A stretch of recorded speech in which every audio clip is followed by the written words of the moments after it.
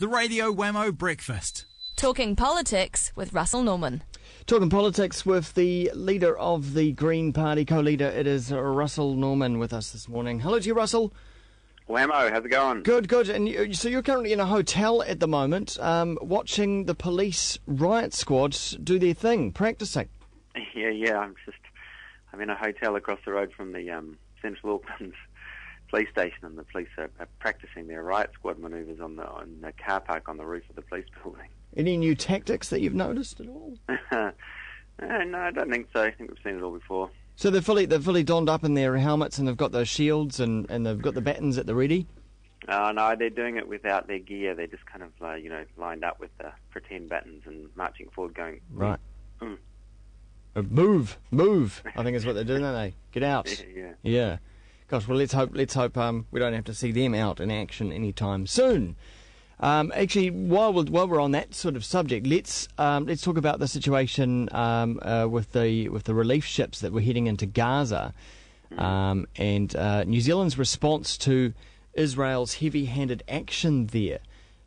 We seem to be taking a bit of a middle line as a country, Russell.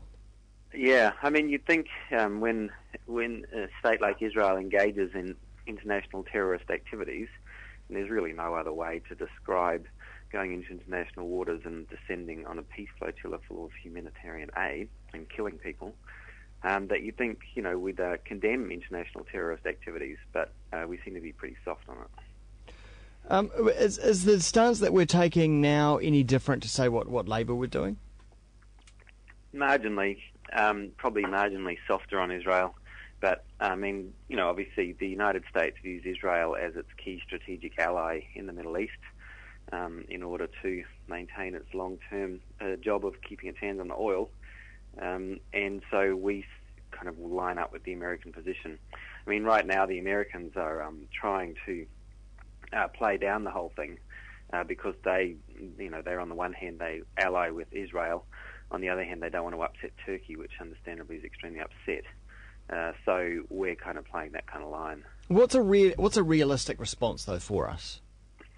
I think a realistic response is, A, a really strong condemnation of international terrorist activities, because, the Greens don't support international terrorism, which Israel's engaged in.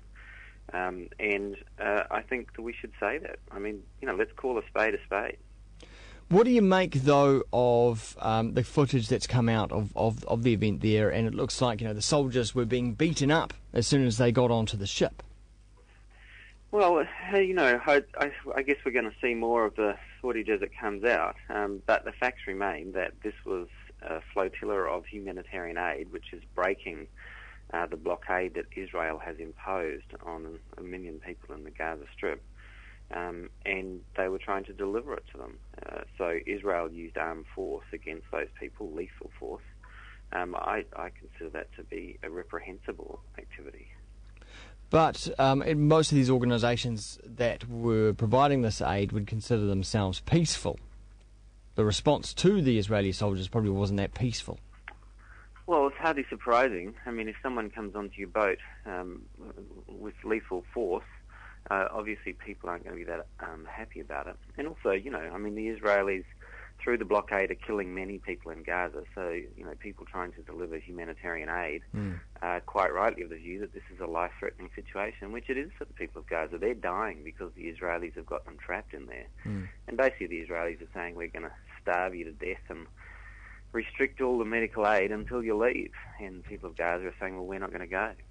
And Russell, we touched on it last week, and that is that oil exploration around New Zealand, and we were talking about it in regards to the situation in the Gulf of Mexico, where oil exploration has gone wrong there. Yesterday, an agreement seems to be made by the government and an overseas company to go prodding around in the north of New Zealand. What do you make of the agreement there? Well, I just think it's reckless, to be honest. I mean, here we have a very... it could not be a clearer demonstration that the oil industry knows how to drill holes but not fill them. They can't plug this hole, and yet here we are. We just happily, Jerry and John Key, what a team, signing up to a program which can extend to drilling holes in deep water. I mean, the oil industry has had some success at plugging holes in shallow water, but clearly they do not know how to plug a hole in deep water. But surely that is a bit of scaremongering. I mean, when you think about it, that's the only oil leak of that kind that we're aware of, and then there's hundreds, if not thousands, of oil rigs around the world. Well, that's actually not true. I mean, just 6 months ago or 12 months ago in the Timor Sea, there was another one. Went for about 6 weeks or something. Produced a massive amount of oil. The Australians have got an inquiry into it at the moment because it was in Australian territorial waters. But even if it was the only one, surely the oil companies have shown that they don't know how to plug a hole at deep water. So why would you let them drill them? I just think until they can demonstrate that they actually know how to fix this, surely you wouldn't let them proceed to drill more of them. Russel Norman, co-leader of the Greens, thanks very much for your time. Cheers, mate. Cheers.